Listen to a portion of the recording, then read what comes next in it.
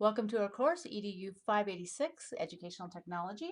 I'm glad that you're joining us this quarter. In this course, you'll be equipped to be knowledgeable about educational technology and current tools and the trends available for further student engagement. Course activities are heavily influenced and directed by the standards of ISTE, which is the International Society of Technology and Education. So I would like to speak with you this first week. I'll be contacting you by cell phone. Put my number into your phone so when I call you, it's not some crazy telemarketer. After the class, you can delete me if you don't want to talk to me anymore. You can talk to me through, also you can contact me through email. I'm really good about answering messages in email. I say I will respond within 48 hours, but I'll probably respond much quicker than that. I check my messages all the time, so don't feel bad about contacting me if you have a question. Learning things in this course about how to engage students, how to develop a website, how to use new tools. And I really want you to try new things, not the things that you're comfortable with, because you'll never grow that way. You're getting a degree in educational technology, which means you already like to try new things, but stretch yourself a little bit this time and try a new program that you haven't tried before.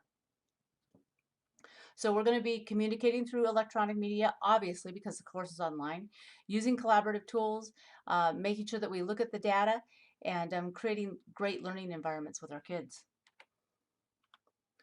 So important, and I think you've already been taking classes with Concordia, but the week starts on Monday and ends on Sunday. We don't have a textbook for this course. Our last class day is May 1st, and that's a Friday, so you got to kind of be prepared. It doesn't go till Sunday that week. It's a Friday. Everything has to be turned in by that time. When you write anything for us, and I'm not sure we have any papers in this course. I'm thinking we don't. But when you write something, it has to follow APA format. So even if not in this course, but if you have another one, it always has to be an APA format for this university. So you've got to have your first post in the discussion board by Thursday, and then you should have at least 3 minimums in each, a minimum of 3 posts in each board. So your first one, and then at least 2 more. Your first post should be very substantial. It should quote something from the video or something from the reading to make sure that you're using that information in your post. Always be nice in the discussion board. No flaming, or if you have a question, you can always ask me if you're afraid you're going to offend somebody. But let's always be really supportive in that discussion board.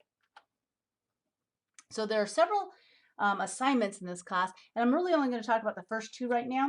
So your first one is a what's new about me video. It can be a video, it can be slides. I would really like you to push yourself and do a video, because most people don't like to do that, and they don't like to see themselves on camera. But just get used to it, because when you're doing a flipped classroom or working online, you're just going to be on video all the time. So don't worry about it. You could try something new. You might want to try Powtoon. I did like that program, but it looks like they're making you pay for things. So you might want to try Animaker, and I have a really short kind of sample for you on in the class that you can look at. It was pretty easy to use. So try something like that. You want to make sure that you have an embedded code for that, because you're going to have to install that into your web page the following week. So make sure that you have an animated code for that. And it's got to be 2 minutes long, so don't be short on me. The second week, we're going to do creating a class website. And you can try some of the free websites that are the free services that create websites. There's WebNode or Weebly or YOLO, but my strong recommendation is to use a Google site, because when you're teaching kids, that's probably how they're going to create a website. And so you might as well have some experience doing that, and it's pretty easy to use. Just make sure that you're following copyright laws, and it's got to have at least 5 pages. So I'm giving you a heads up on that, because that is coming in week 2, and it might take you a little bit more time than you are anticipating. Make sure that your hyperlinks work throughout that web page, and as we get closer to the other assignments, I'll give you more information on those.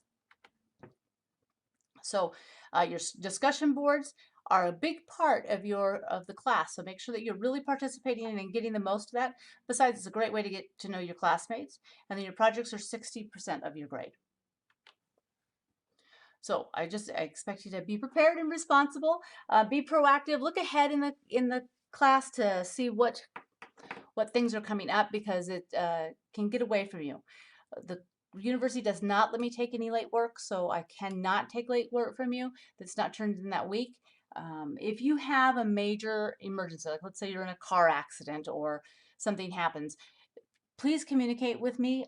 There are some things that I can give you a little bit extra time, but for the regular day life of just, it got away from me, I just can't. So make sure you stay on top of things. So in this class, I want you to really try something new. I want you to play with programs, try them. I'm not looking to see that things are perfect. I'm looking to see that you stretch yourself and you try something new in this class. So I'm looking forward to talking with you this week, and welcome to the class.